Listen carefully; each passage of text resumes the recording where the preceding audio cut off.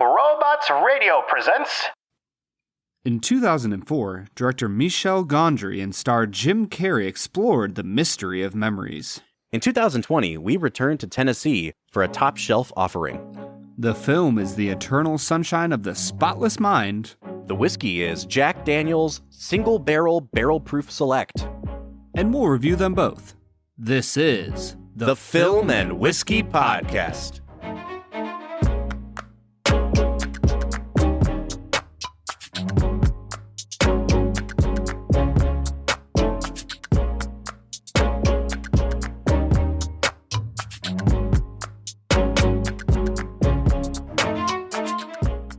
Welcome to the Film and Whiskey Podcast, where each week we review a classic movie and a glass of whiskey. I'm Bob Book. I'm going to need to get into the whiskey right now if I'm going to get through this episode. Oh, dang. What's your name, sir? I'm Brad G.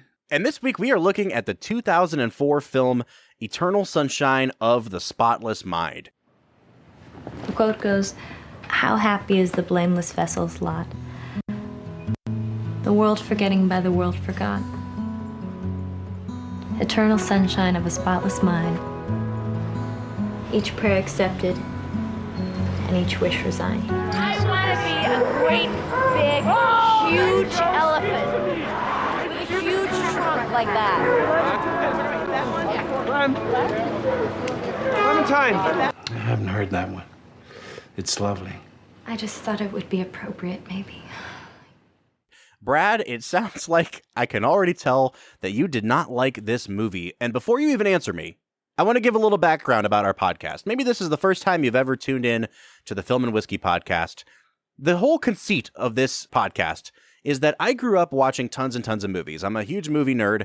My friend Brad has watched a lot of movies in his day, but he hasn't seen most of the movies that we're going to watch on this podcast because I created a list of films that I think every film lover should watch, whether they're good or they end up being something that you don't like. And so we're kind of putting Brad through the ringer as we watch all of these movies. And one of the films that I purposely put on this list was 2004's Eternal Sunshine of the Spotless Mind.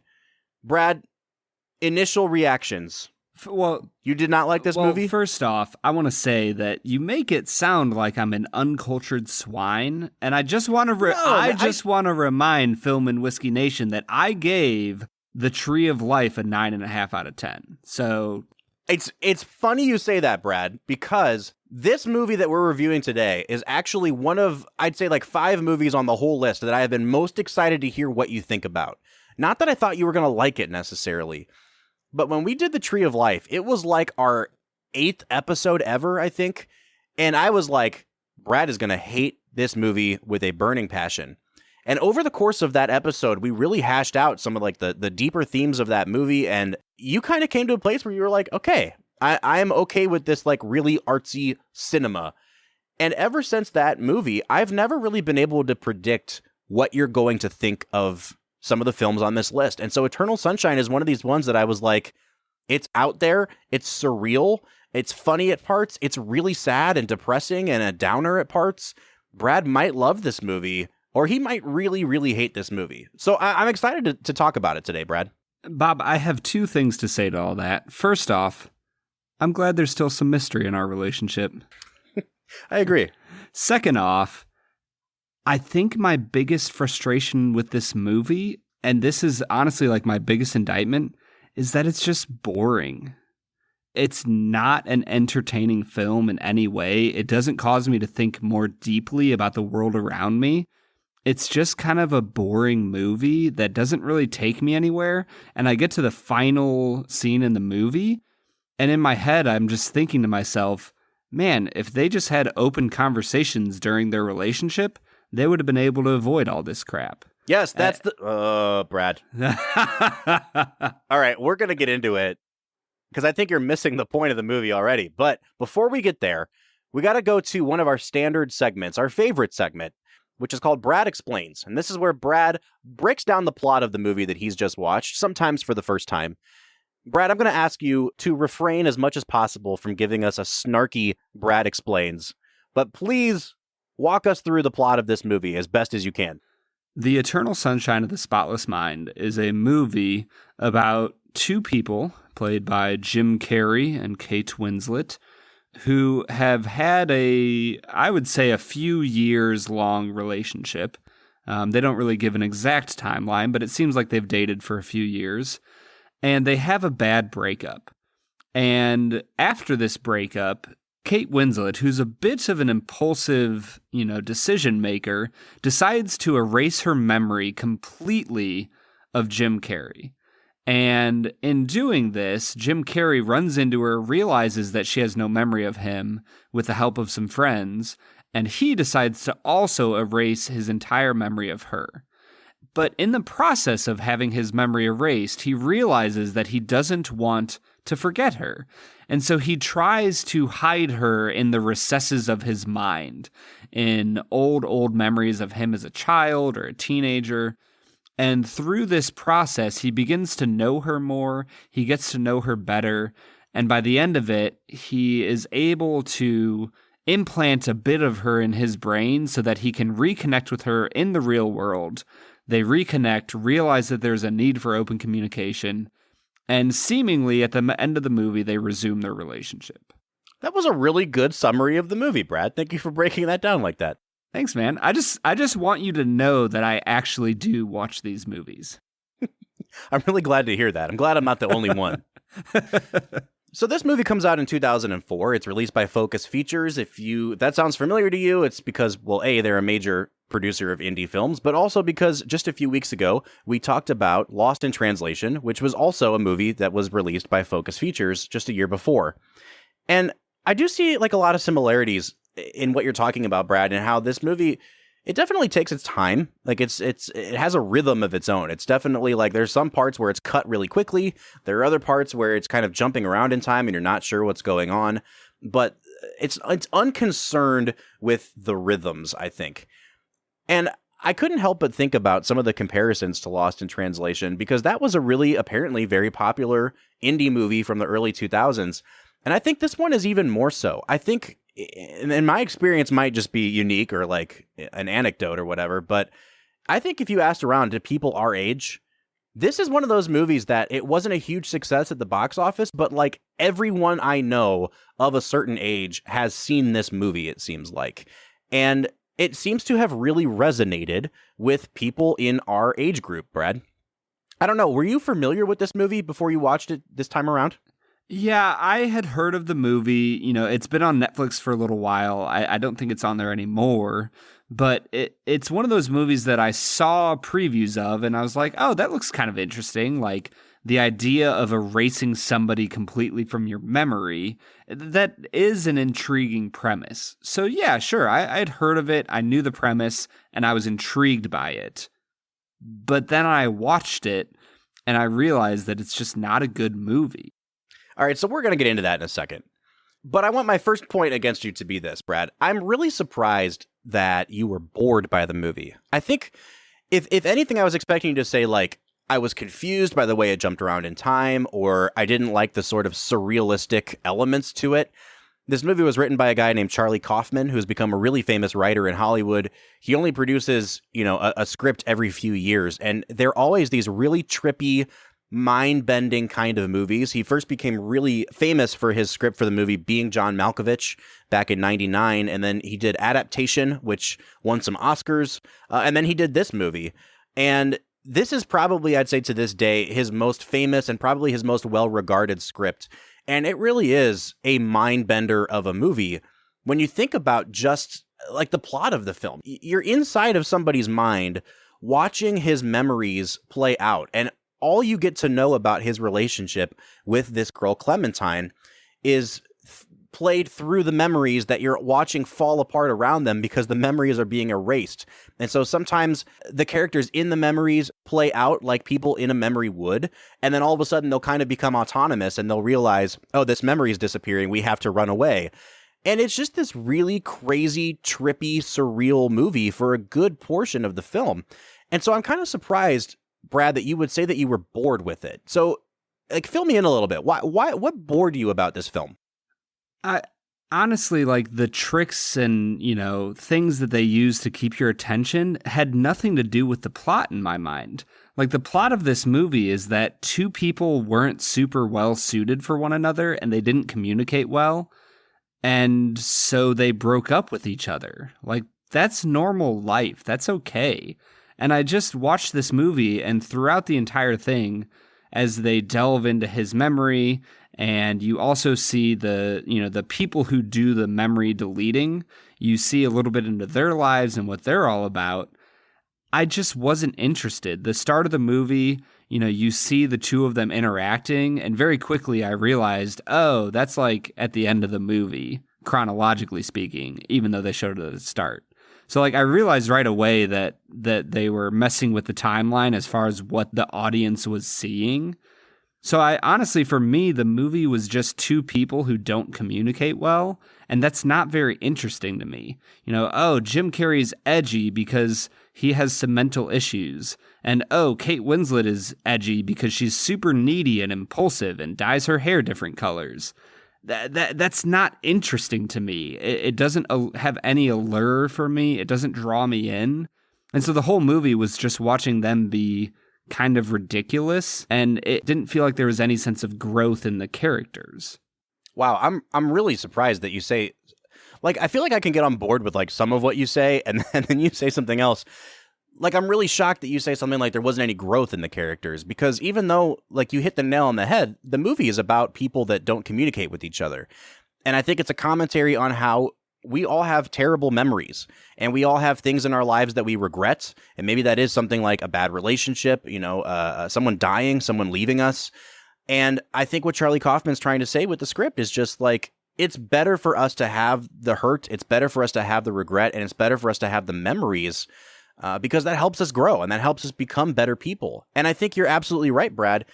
At the end of the film, they get back together. And so the whole point of the movie is like the memory erasure thing didn't work in general, and you can't delete somebody from your life. And I actually think this movie is way more pertinent now than it was even 15 years ago when it came out, because now we have social media, and now it's really easy to block somebody and literally delete them from existence on social media in your eyes with the tap of a finger. And I think this movie has a lot to say to 2020. Yeah, honestly, I look at the way the movie ended and I go, I don't think these two people should be together. And that's a big struggle for me. They're not good for one another. And I go, oh, well, you guys got back together. Great, good for you. But like, did you actually learn anything? Because in the end, the whole movie is in Jim Carrey's brain. Clementine didn't learn any of the lessons that he really learned. And so I just feel like they are not a good couple and shouldn't be together. And sure, you learn the lesson of like, you can't just delete people from your life, that there's still emotional scarring from who they are.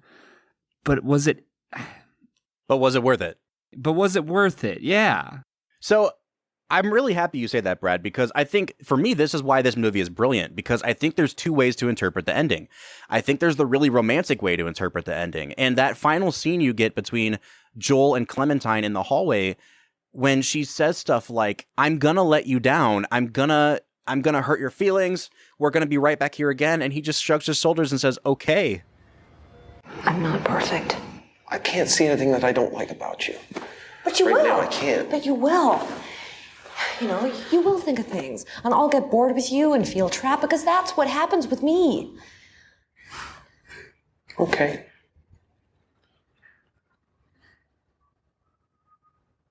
Okay.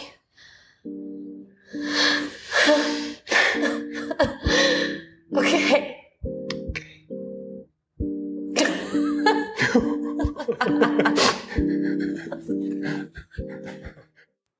I think that's a really beautiful sentiment, and that's what it kind of means to be in a relationship. Yeah, I'm on board for that. I'm signing up for the fact that we're not going to be perfect and we are going to hurt each other. And I think when you read the movie through the really romantic lens, it's like, wow, Joel was able to overcome the erasure of his memory to find this person again. And you read the movie and it's like, wow, they're destined to be together. There's like this element of fate or destiny involved, that they just happen to find each other again and decide to get together again. The other way to read the ending of the movie is like, okay, but maybe they really aren't supposed to be together. Maybe they really are bad for each other. And I think you get that in the fact that, like you said, Brad, you only see Clementine through Joel's point of view. And you also don't see Clementine like trying to hide Joel in her memory. The only person, as far as the movie tells us, that has ever fought back against the procedure happening is Joel. So maybe Joel just loves Clementine way more than she loves him. And I think the very last shot of the movie echoes this, because it's a shot of them kind of running through the snow. And the director, Michel Gondry, does this really brilliant thing where he plays that same thing 3 times again. And the suggestion is like, maybe they go through this again and again and again. And when you read it through that lens, it's like, oh man, maybe this is really just a doomed relationship. But I think either way you read it, Brad, you still have to see it through the lens of like, it's better to have the hurt. It's better to have the memory than to think that you can just like delete it out of your life. See, and I read it completely differently. To me, it feels like when at the end of the movie, when she says, I'm going to hurt you, I'm going to do these things, it feels like with the way the movie ends, with the repetition, it feels like she's just going to do these things over and over and over again, and she's not taking responsibility for these things. I think it's okay for us as human beings to say, hey, you hurt me. I would prefer if you didn't do that again. Now, is there grace and love and understanding if they do hurt you again? Yes. But at some point you have to say, like, is this really worth it? Is it worth my emotional pain and scarring and suffering to continue to subject myself to this person hurting me over and over and over again? And the answer is no. At a certain point, if that person is not willing to change in any way, then no, they're not worth your time, and you should leave them. To me, it just felt like she was saying, well, I'm going to be myself. I'm impulsive. C'est la vie. And that just annoyed the heck out of me, because I'm like, Joel, you deserve more than that. You deserve somebody who says, I understand that the way I've acted has hurt you, and I'm sorry, and I know that my actions have had consequences in your life, and I'm going to try to change. I'm going to try to become better for you. And I just don't feel like there's any sense of that in this movie. It feels like, to me, she's just saying, well, I guess I'm going to be who I am. So I've tried to think of like parallels for this movie, other movies that are kind of similar to it in a sense. And it's hard to do because I really think this is a very unique movie, both in the concept and in the way that it's executed on screen. I think the closest movie to this that kind of gets at the same theme would be this movie called Her that came out a couple years ago with Joaquin Phoenix. It's a movie that I hope we get to someday on the podcast. But in terms of movies we've seen, I think there's 2 movies that we could kind of draw parallels to, and one would be Lost in Translation, which we already mentioned. It's these feelings of isolation and loneliness. It's got these kind of quirky indie movie vibes from the early 2000s. And then the other one would be 500 Days of Summer. I mean, I think just on an obvious level, it's a movie about kind of a doomed relationship. It's a movie where you're seeing everything from the guy's point of view, and so you get kind of really complicated emotions towards the female, because is she being vilified? Are we actually seeing an accurate representation of her? Is everything skewed? Brad, I want to hear what your thoughts are on how this movie kind of relates to 500 Days of Summer in your mind. Do you see similarities, or is it really different to you? Honestly, I feel like those 2 movies are very different, because with 500 Days of Summer, you see Joseph Gordon-Levitt trying to move on and process what he's gone through. Whereas in this movie, it feels like Joel, played by Jim Carrey, just is continually trying to find ways to hold on to the good aspects of Clementine while forgetting the bad aspects. And so to me, it feels like a very different emotional movie, where 500 Days of Summer is genuinely searching for closure, and Eternal Sunshine of the Spotless Mind just feels like it's trying to ignore the problems and hold on to what is good. But all right, listen, we need to take a break here soon, and I don't want to like spark a real argument here. But Brad, I feel like you're actually picking up on a ton of what this movie is supposed to convey. And I guess my confusion is like, you see it, but why does that make it a bad movie? Like, I absolutely agree with everything you just said about how it's not really about closure, about how it is open-ended, and how, maybe Joel does deserve better and he's making a bad choice. But like, why can't we have a movie that depicts those things? Like, why does a movie have to have closure? Why does a movie have to have a happy ending? I think what this movie does is really, really brilliant, and it's done well. And I guess I'm still struggling with why you think that it's poorly made. I think it just feels gimmicky to me. The whole mind memory erasure thing feels gimmicky because it's so far-fetched from reality that the whole movie is just kind of dumb. All right. We need to drink some whiskey because I'm feeling personally attacked at this point. So I mean, go ahead. I mean, I hate to say it, but it's a similar sense of how I felt about Gone with the Wind. You know, you were talking about movies that this reminds you of. Honestly, this movie kind of reminds me of Gone with the Wind. This melodramatic, way over the top, ridiculous telling of a story that's just unnecessary. I don't enjoy it in any way. Dude, you are like a hot take machine today. I need to just pull audio clips out of this episode and just infuriate fans of every movie everyone's ever loved. Except Star Wars. It's the only one you still like, apparently. I'm just being honest with you, Bob. This is how I feel about this movie.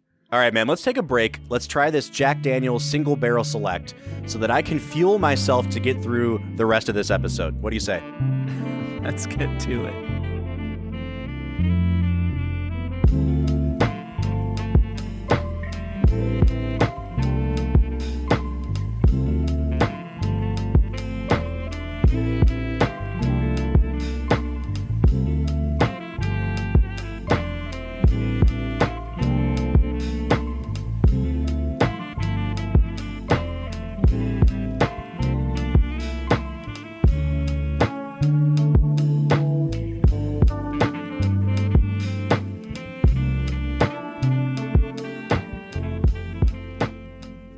All right, so today we are checking out Jack Daniel's Single Barrel Proof Select. That is a absolute mouthful to say. It really is, Bob. I hope I got it right that time. Now, this was a sample that was sent to us by our friend Chris Blattner at Urban Bourbonist on Instagram. If you're a listener, longtime listener to the podcast, you will recognize that name. Chris has been sending us tons of samples to try, and we are just eternally grateful for how many samples he's been sending us. So first of all, Urban Bourbonist, thank you so much for the Jack Daniels. Yeah, Chris, we are so thankful for you. I absolutely love listening to your live broadcasts on Instagram. You're informative, you're fun, and we're just so thankful that you are a friend of the podcast. So when it comes to this Jack Daniels, Brad and I still haven't actually tried on air Jack Daniel's, standard black label Tennessee whiskey. Last season, we tried Gentleman Jack, which we both liked quite a bit. So this is the second that we're trying in the Jack Daniel's line. Now, this is, as the name says, a single barrel. Now, I am pulling the information for this whiskey off of one of my favorite bourbon sites called Breaking Bourbon. They do bourbon reviews, and they are super informative. And this is what they have to say about Single Barrel Select. After distillation, Jack Daniel's Tennessee whiskey undergoes what's referred to as the Lincoln County process. They allow their whiskey to drip for 6 days in 10-foot vats, passing through charcoal that was made by burning maple wood that had been impregnated with 140 proof Jack Daniel's whiskey, before being put into new charred oak barrels and aged for an estimated 4 to 7 years. So they basically turbocharge their whiskey as it goes into the barrel, and then what we're getting here is somewhere between 4 and 7 years in age. This comes out of one barrel, and Brad, I'm not going to share what the proof is yet, because I want you to take a taste of this and tell me what you think the proof might be. But before we get there, let's take a sniff, a little smell here, and say what we think about the nose of this Single Barrel Select. Well, honestly, Bob, I feel like regular Jack is known for the burn that it has going down, and so it makes me nervous to think about a barrel-proof version of such a whiskey. Me too, my friend, but tell me about the nose on this. I do feel like I'm getting those similar Jack Daniel's notes. There's some vanilla on here, it's oaky. It does remind me of normal Jack Daniels. Yeah, I mean, people like to split hairs about the difference between Tennessee whiskey and bourbon, and it really is just that charcoal filtering that makes the difference. This just smells like a phenomenal bourbon. I actually really love the nose on this, Brad. It has really, really dark bourbon-y notes. I'm not getting a lot of vanilla, but I am getting like a ton of brown sugar. Like it really just smells like someone is caramelizing something with brown sugar and a bunch of maple syrup. It is like this really great, dark, sweet maple bomb and a little bit of like a banana. It's just super sweet, and I'm really excited to try it. Brad, I think I'm going to give this a 9 out of 10 on the nose. Holy crap, Bob. That's a really high score. Yeah, I love the nose on this, man. Yeah, I am worried because I'm getting a ton of ethanol on this nose, and it reminds me of other barrel-proof whiskeys that just destroy your palate when you drink them. I'm honestly not noticing very many notes that you are. And so I'm going to give it a 6 out of 10 on the nose. I'm nervous about this one. All right, well, let's give it a taste and see if your nerves continue.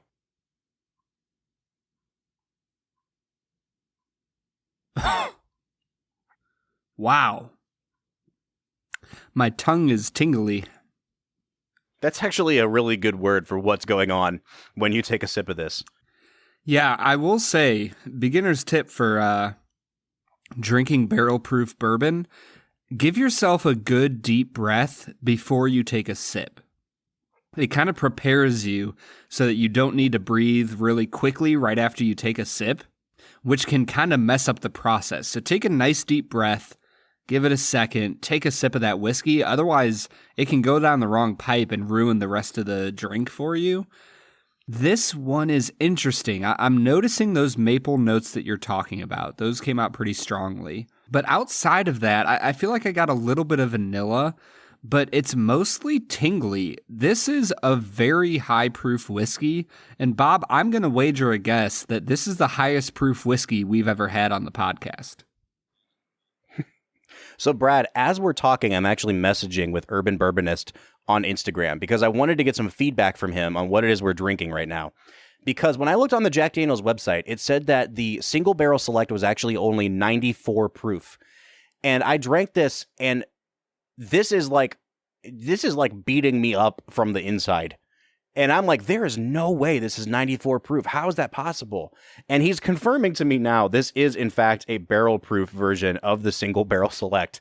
Because I thought that I was just like way out there. And Brad, you're actually really, really close to being correct. I'm not sure if it's the highest one we've ever had, but it's darn near close. This thing is clocking in at 129.6 proof.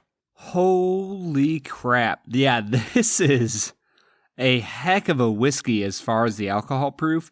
And I will say, I'm impressed that the high proof is not destroying the flavor, but I won't give it the credit to say that it has tons of flavor.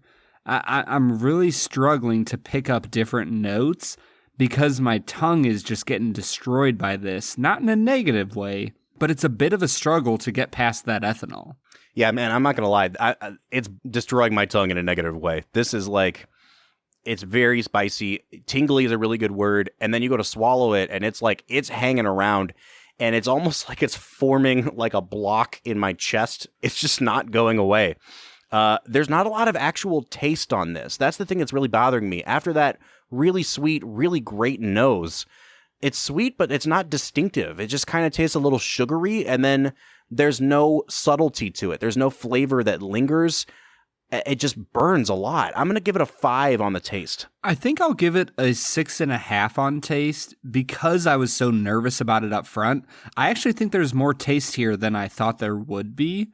And honestly, to make a bottle of whiskey that has such a high alcohol content and still have flavor, I'm a little bit impressed. So I will give it a 6.5, but that doesn't mean it has tons of flavor. All right, so that takes us to finish. And I've already been saying, like, the finish on this, it's not just a Kentucky hug. It's like a Kentucky vice grip. I don't know. Like, it's really, really hurting my chest. I am not a huge fan of the finish on this, Brad, but you're right. I mean, at such a high proof, it's like, what do you expect? I'm really happy to find out this is not 94 proof because I was thinking I was crazy. So at 130 proof, I guess I'll give it a 5 on the finish. You know what, Bob? I'm gonna change my score. The more I take sips of this, the more I like the taste. The taste on its initial introduction to my palate is almost like honey. It's warm. It's a mapley. I'm actually going to up my score to a 7.5 on this for the taste. I'm growing on this whiskey, and the finish isn't too terrible. It's definitely strong from an alcohol standpoint, but I think I'm still getting those notes of maple that you talked about. I'm still getting those notes of honey from the opening taste. I'm actually a little bit impressed with this. I'm going to give it a 7.5 on the finish as well. Wow, yeah, we're going to be very far off on this one today. Okay, overall balance, nose, taste, and finish put together. I don't think this is very well balanced. I thought that the nose betrayed me a little bit. It wasn't as sweet as the nose suggested, and it actually ended up being much, much stronger than I thought the nose suggested. Brad, you picked up on that ethanol where I didn't. I'm going to give it, I'll stick with a 5 again. I'm going to go with a 5 on overall balance. Yeah, I'm gonna keep in the vein. It's a 7.5 on the balance for me. I think that it's well balanced. I noticed the ethanol up front, and I wasn't disappointed. I was surprised by how much flavor they were able to pack in with such a strong alcoholic punch. All right, and that takes us to value. If you look online at some of the online retailers, they're obviously going to be a little bit more expensive. I see it listed for $79.99 online. The cheapest one I see is $64.99. So, Brad, let's just say that given wherever you might be in the United States, if we tried to kind of average out all the prices you might see, I think we should stick at like a $65 price point for this. It is single barrel. It is barrel proof. It is from the most famous whiskey maker in the United States. I'm not surprised by the price on this. But man, if I didn't find this to be just aggressively harsh and not very pleasant, and I don't think I would ever pay $65 for this. So it's like, while I understand the price, I wouldn't buy it for myself. And so again, I think I'm just going to give it a 5 on value. So Bob, I'm actually going to give this a 6.5 on value. And if I had not ever drank the Elijah Craig barrel proof, then I might be giving this a higher score on value. But the Elijah Craig is a $60 bottle, and that is probably the best barrel proof I've ever had. And so with that being said, $65 to $70 for the Jack Daniels, I think this is actually pretty good. And if I had somebody who was like, hey, Brad, I want to know more about barrel proof whiskeys, what should I try? I would suggest this to them. So $65 isn't terrible. It's a little bit overpriced, but I'll still give this a 6.5 on value. All right, so that's bringing me out to a 29 out of 50. I'm okay with that score. I don't really care for this. It's just a little bit too harsh for me, but I think it's still fair. I don't think it's a poorly made whiskey. It's just the proof is a little too high for me. Yeah, that's bringing me out to a 35 out of 50, Bob. I actually am pretty daggone impressed with this Jack Daniels. It's so much deeper than their traditional offering in its flavor and its profile. I'm really impressed right now. All right, so that brings us to an average of a 32 out of 50 or a 64 out of 100, which I think is a pretty fair score for this. Brad, I'm sure you'd probably like it to be a bit higher. I'm okay where it's at. I do want to say again, thank you so much, Urban Bourbonist, for sending us a sample of this. This is, you're sending us whiskeys that we probably would never get the chance to try otherwise. So we are just so grateful to have this in our glasses tonight. Yeah, Chris, thank you so much, man. It's so awesome that we have this amazing community of whiskey lovers out there. And we're just so thankful that you have sent us this whiskey and that we get to share it with the world. So Film a Whiskey Nation, give a shout out to Urban Bourbonist. Thank you for this whiskey. All right, Brad, what do you say we get back into talking about Eternal Sunshine of the Spotless Mind? I would prefer to keep talking about this whiskey, but let's do it.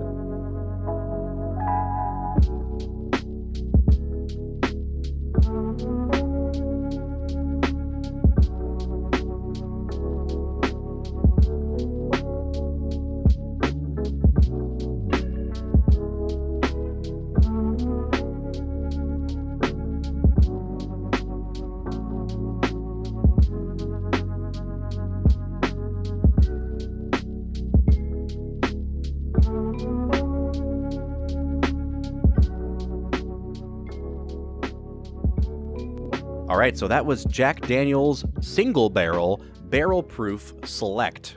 by far the longest name for a whiskey we've had on this podcast so far. I would agree with you. And Bob, I think you made a mistake pairing this whiskey with this movie, because I think it's just going to fuel my frustration with this movie for our second half of the episode.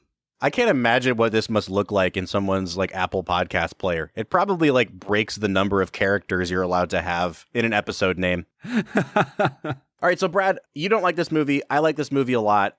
Before we give final scores, because I think we've kind of already gotten into analysis, I've already said what I think this movie's about. I do think I want to hear or try to coax out of you a couple positives about this movie.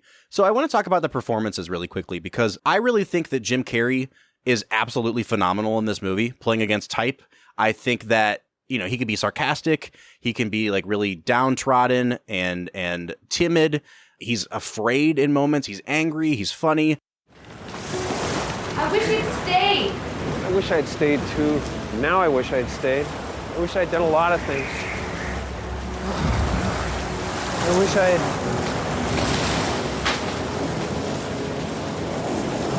I'd stayed. I do. Well, I came back downstairs and you were I gone. walked out. I walked out the door. Why? I don't know. I felt like a scared little kid. I was like, it was above my head. I don't know. You were scared? Yeah. And it's one of the best performances of that year. And I'm really anxious to hear what you thought about Jim Carrey in this film. Bob, I'm not going to lie to you. I really struggled with his performance. And I know that Jim Carrey is known for his overacting in a sense. You know, he is so expressive and so crazy in his performances that you might look at a performance like this one and go, oh, wow, he's very deep. He's playing a different role. But honestly, the entire movie just felt like he had shut down everything that made him him. And you didn't get anything of who Jim Carrey really is as an actor. He felt like a shell of himself, and I didn't enjoy it as a performance. So I don't want to make too many comparisons again to like Lost in Translation, but I feel like he was kind of doing a similar thing to what Bill Murray was doing in terms of like downplaying his goofier, more outsized roles in terms of this really subtle, reflective kind of performance. And so I'm interested because I remember you really liking Bill Murray in that movie, and now to hear that you don't like Jim Carrey in this film is really surprising to me. Well, honestly, I think Bill Murray in Lost in Translation is not necessarily a completely different version of himself. The way he plays himself, he still has that dry humor that makes him him. You know, there's a sense that in Bill Murray's other movies, sure, he's goofy and a little bit crazy, but he's still quiet in his other movies. He still has a very dry sense of humor that you get in this movie. I think the thing that would have helped make Jim Carrey's character more believable is if you got a sense of the positivity of his relationship with Clementine throughout the movie. You know, he just plays this really depressed, down person throughout the entire movie that I never get a sense of why he enjoys this relationship with Clementine. It really makes no sense to me. Wow. Here I am trying to draw positives out. So you don't like Jim Carrey. Did you like Kate Winslet? Not really. Okay. I will say the other person that I really noted in this movie who doesn't get a lot of credit was Kirsten Dunst. And I thought that she was really like, if this movie has an emotional core, it's her character of Mary. And, you know, about 2/3 of the way through the movie, there's this really big dramatic twist where you find out that she works for the doctor who is performing all of these procedures. And you find out that at one time she had been having an affair with him, and the doctor had erased her memories of that. And it's kind of this really like a gut punch of a reveal within the movie. And I thought that her character throughout the film, when she's in her sort of girlish flirtation and being attached to him all the way through to kind of having her heart ripped out at the end of the film, she just played all of those notes perfectly. It really is a sort of a tragic character. And I thought she was kind of like the unsung hero of this movie. Honestly, the only scene of this movie that pulled at me emotionally was when she asked Mark Ruffalo, did you know about this? And he just says, look, no, like there was one moment where I kind of wondered when I saw the two of you talking and you seemed flirtatious, But outside of that one moment, I never saw you in that way, and so I kept pursuing you. So if anything, the one emotional moment where I felt like I cared about any of the characters on screen was provided by Mark Ruffalo, actually, even though I think Kirsten Dunst was a big part of it as well. All right, so Brad, I think we've talked about it long enough. I do want to hear your final score, and would you recommend this film? Bob, there's not much to this movie that I liked. I think I just mentioned to you the only scene that I was really emotionally charged by. I'm going to give this movie a 2 out of 10. Oh my gosh, Brett. A 2 out of 10. I just didn't think it really had anything going for it. It was gimmicky. It didn't draw me in emotionally. I felt like the conflict was forced, that you could have just solved it with open communication. And I get that that's like the point of the movie, that we should communicate better with our other half, our significant others. But nothing in the movie made sense. It didn't make sense to me that she would go and get her memory erased of this person. And the explanation that they give in the movie is, oh, well, she's kind of flighty and impulsive, so I guess she would erase the memory of a relationship? Like, that's just ridiculous to me. And then the other part of it is they make the movie out to be so, like, set in the real world, and then they offer up this really weird technology of, oh, you can erase memories, and you do memory mapping, and it can blow out the emotional core, and the memory fades. And it just felt so gimmicky to me. And I guess as I say it, I realize that, like, when I say that the movie feels like it's set in real life, obviously the movie is very trippy in a sense. But like everything about the movie is realistic. The cinematography, the way they designed the set. So it feels like they're trying to mimic real life, but then they introduce this brain-altering device that gets rid of your memories. It just feels dumb and gimmicky to me, and the whole movie feels forced. Honestly, Bob, it's not that I actively dislike this movie, it's that I was just unimpressed with it. All right, so Brad, I don't think I have time to argue with like every single point of what you said. I think I am shocked that as a fan of sci-fi that you couldn't get on board for a premise like this, where it's like light science fiction, where it's like a slightly futuristic world or a world with a slightly different amount of technology. And I thought that they did a really good job of kind of incorporating it into the movie as like, yeah, it's just this thing that happens now. People get their memories erased. I don't know. I really think that this movie is genius. I think that the script is one of the most mind-bending but brilliantly constructed scripts I've ever seen. Every time I watch it, I'm blown away by how this movie is put together. And I think it has a lot to say about what it means to be human. I think that, you know, these people aren't actually forgetting everything. You know, they keep finding things, like Joel finds that painting in his apartment that he forgot to throw away. And it keeps reminding them of who they used to be. And I think the movie's arguing that people need to be able to remember. It's part of what makes us who we are. I think it's a really inventive movie. Brad, I honestly think that if we put this to a poll, like among our Instagram followers, I honestly think you would be in the very small minority of people who dislike this movie. I see this movie coming up on lists of like the 100 greatest of all time. I don't think it would make my personal 100 greatest, but I think this is a nearly perfect movie. I'm going to give this movie a 9.5 out of 10. And so this makes our divide the biggest divide in the history of the Film and Whiskey podcast. Bigger even than Fight Club. Yeah, and I mean, that's fine. Like, you can like this movie, but I just, like I said, it's not even that it provoked deep passion in me as I was watching it. Like, it took me a while to kind of dredge up these feelings about the movie because it just felt boring to me. It felt gimmicky. It didn't impress me in any way, and that's why I give it a 2 out of 10. I gotta be honest, I think this one kind of hurts a little.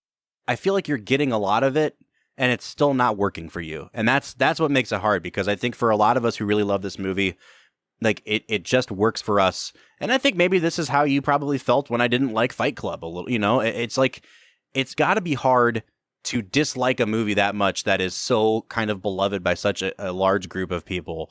And so, Brad, you're coming out to a 2 out of 10. I'm coming out to a 9.5 out of 10. That puts our average at a 5.75, which is just a score that I did not expect this movie to get. I have a feeling that we'll get a lot of feedback on this episode, and we would love to hear it. Yeah, Bob, I'm looking at this, and you're probably right. IMDb has this as an 8.3 out of 10. So I recognize I'm probably in the minority. So if you want to argue with Brad, argue with me, tell us what you think about this movie, please get on social media.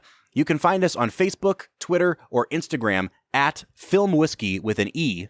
But if you want to give us a call and let us know how you feel about it, give us a call at 216-800-5923. Once again, the phone number is 216-800-5923. Next week, we will be back talking about a movie that I'm pretty darn sure we both like. 2012's Quentin Tarantino masterpiece, Django Unchained. For the Film and Whiskey podcast, I'm Bob Book. I'm Brad G. And we'll see you next time.